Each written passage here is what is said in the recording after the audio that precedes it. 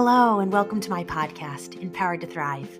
I'm your host, Corrine Powell, and I'm the owner of Change Radically. In this space, we'll talk all things inner wellness, and parenting will certainly come up too, because I'm a mom to 4 kids, so parenting is a huge part of my life. This space is designed for safety. Your inner child is welcome. Your past self is invited to listen as well. And no matter what type of day you're having, I want you to know I'm glad to be with you. I live out of vulnerability and transparency, so come and be. Be yourself. Be messy. Invite a friend, and please stay a while. Keep coming back. I want you around. Now, let's jump into today's episode.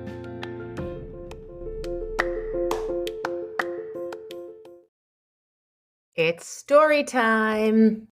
I'm happy to have you here with me. And I don't know if you caught last week's episode, but I shared a little bit about my life story last week and how compounded grief showed up.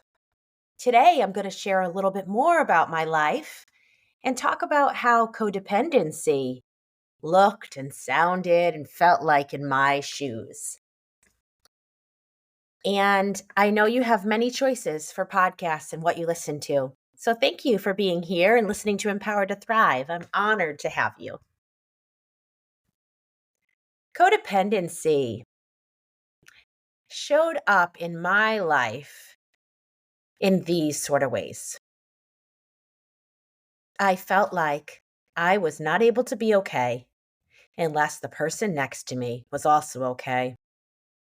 It also meant I would come into a room. I might be feeling pretty happy, but I noticed someone else was really sad, maybe even depressed. And so I would turn down my joy. I would suppress it to match the sadness of someone else. I was strongly empathetic, so I noticed how they were doing. And I felt like it was rude and disrespectful to disregard how they were doing and continue in my emotional state.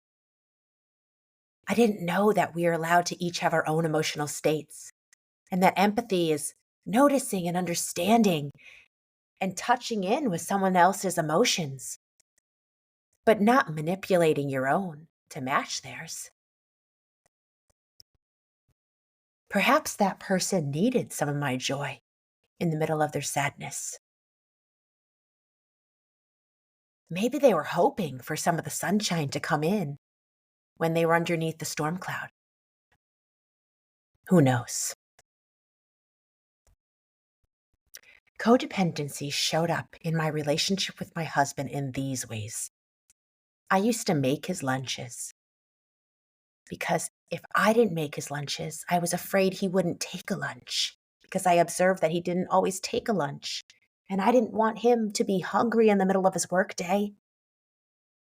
I didn't want his body to not have what it needed. So instead of allowing him to be responsible for his grown adult self, I took on responsibility that wasn't mine. He didn't ask me to make his lunches. And I started doing that every day. I was unaware of what I was doing. I thought I was just being a nice wife, a kind partner. I actually thought that was the right thing to do, the appropriate thing to do. And codependency was all over my relationships. But you see, I wasn't even aware that it was codependency. I wasn't aware that there was anything toxic about how I was living because it was my normal. I would go to a friend's house. I would see they had a need. I would try to meet that need. While I was there, I would hear about another need and I would say, what can I do? I would think in my mind, what can I do to help them meet that need? And while I was there, I was cleaning up messes and I was planning ways I could support them as I left. And I wasn't just doing this for one friend. I was doing this in all of my relationships. I was living for everybody else, disregarding my own needs, minimizing my lack of energy, and not taking care of myself. And folks, you can only do that for so long before it catches up with you. And consider I had been doing that since I was a little girl. Now it looked and sounded and showed up differently, but some of it was the same across the board. Noticing other people's emotional states, trying to predict what they needed, and trying to take care of their needs without them asking before they even could ask, just so that I could predict the outcome, so that I would feel a sense of security within myself.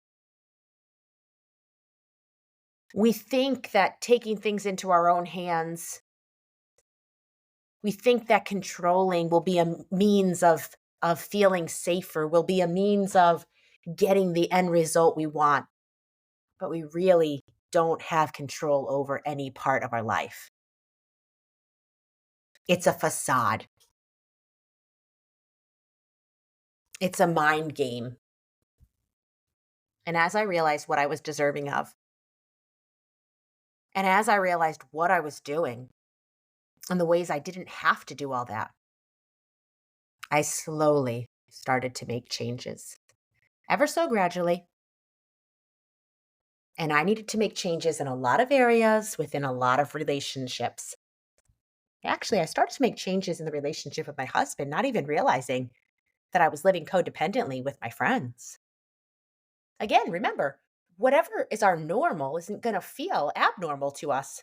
It's not going to feel toxic oftentimes. I knew I grew up in a dysfunctional home. My family would use that term, but I didn't know what the opposite of that might be. Until we experience something different, something new, perhaps something healthy, we will not know how it could be, what it should be, and what we deserve. So sometimes I just like to bring up and offer the comparison of how it was and how it can be so that others on the outside know what's possible if they want it. And I love hearing when other people talk about what's possible, what they've achieved, where they've come from, because then I do the same. I say, ooh, if they experience that, I could too. And if I want what they have, then I run hard after it. So I hope my story and my sharing ignites something in you, because it is so much easier. It's so much more satisfying and enjoyable to live interdependently, where I have needs that I ask for help with. I have needs that other people meet, and they have needs that I sometimes help out with. I sometimes meet, and sometimes I don't. Just thinking about a conversation I had today with a friend, she shared some of her needs. I still had the thought in the back of my mind, maybe in the forefront of my mind. What could I do to help? But I also recognized the answer wasn't figuring out a solution.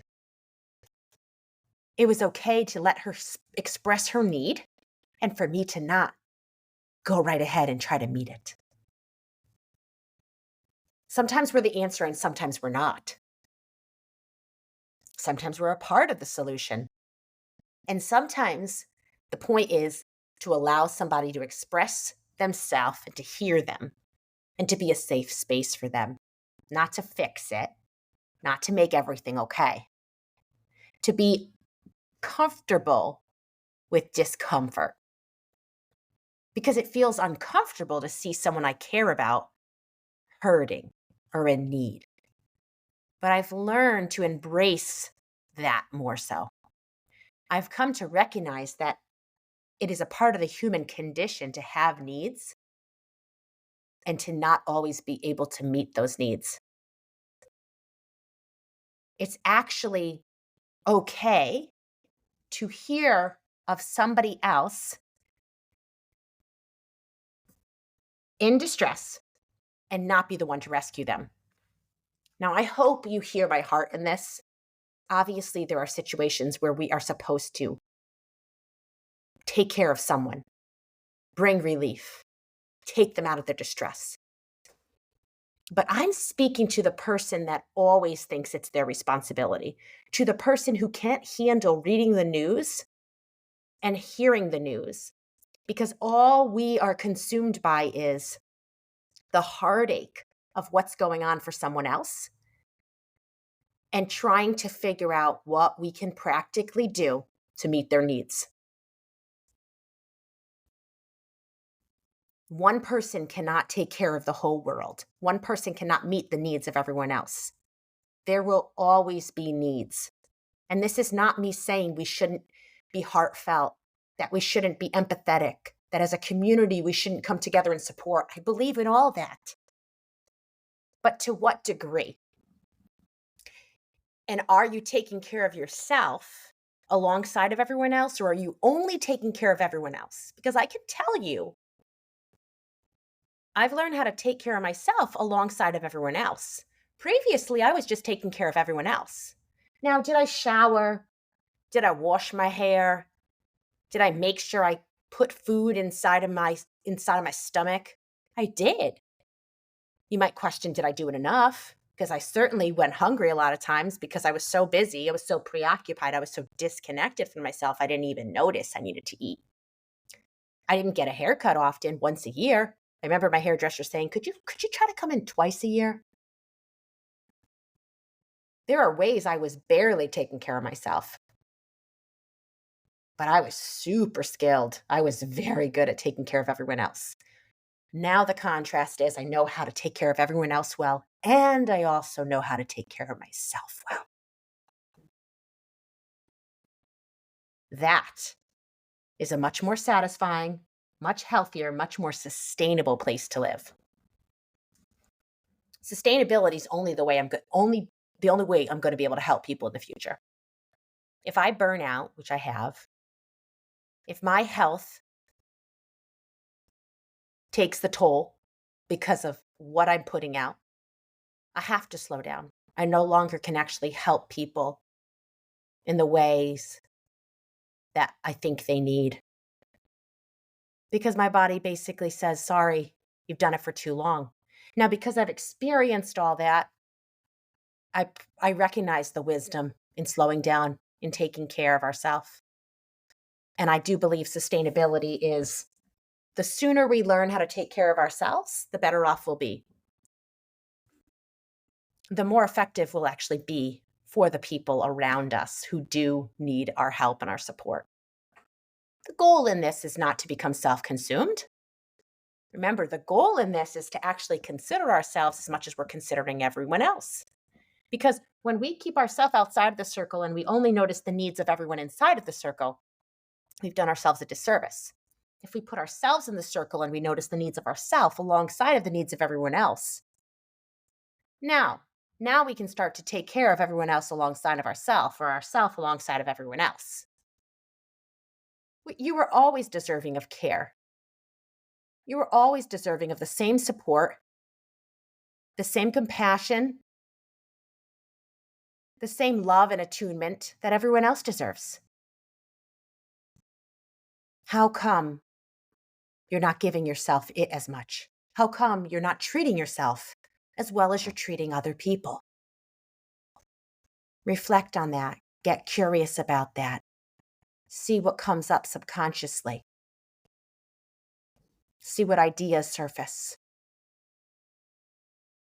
What reasons present themselves. Oftentimes, what we experience in our earliest years in childhood impacts us in adulthood. And until we start looking at our experiences, until we start considering the underlying subconscious beliefs and consider what was modeled to us, what coping mechanisms did we adapt to in childhood to simply survive, to create a sense of safety for us? It all makes sense. We don't need to make sense of it, but let me tell you, in hindsight, you will look back and it usually makes a lot of clear sense why you adapted to your environment in the way you did.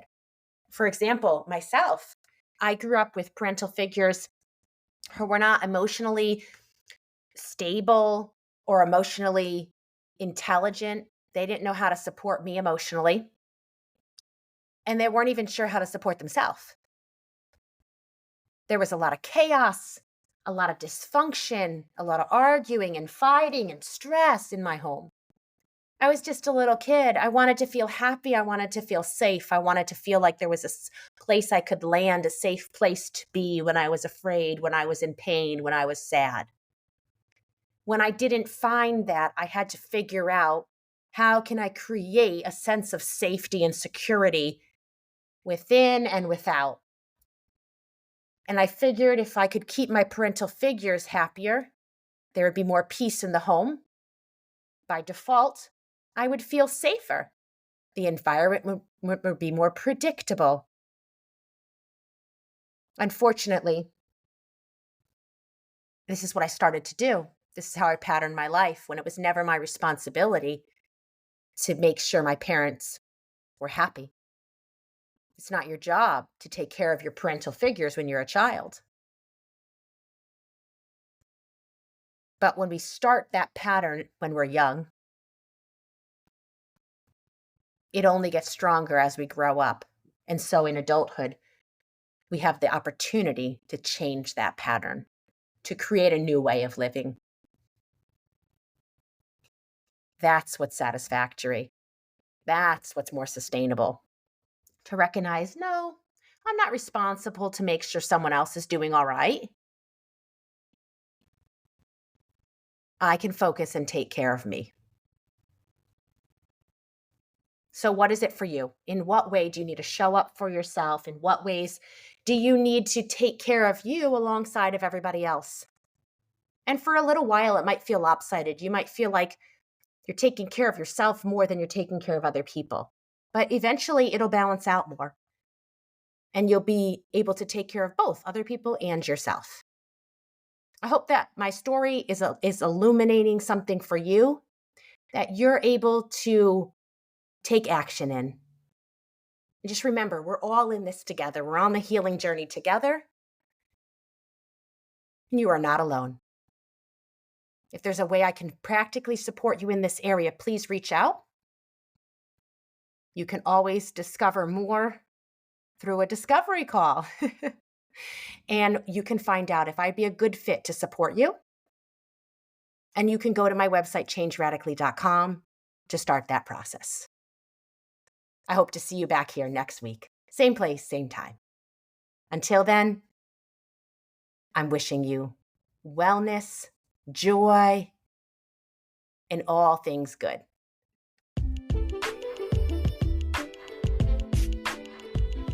Here we are. We've come to the end of another episode. Sit back and reflect on what you heard. What's the one thing that resonates with you that you can take away and do something with? Let's not just listen. Let's listen and take action. Now, action may look very different for us, but it's doing something with what we hear. I hope that you'll share today's episode with a friend that you think would also enjoy it. And please come back next week. I hope that you have a fabulous week and that you remember when you pillow your head at night, when you're going through your days, that who you are is good. And I'm glad that you're alive.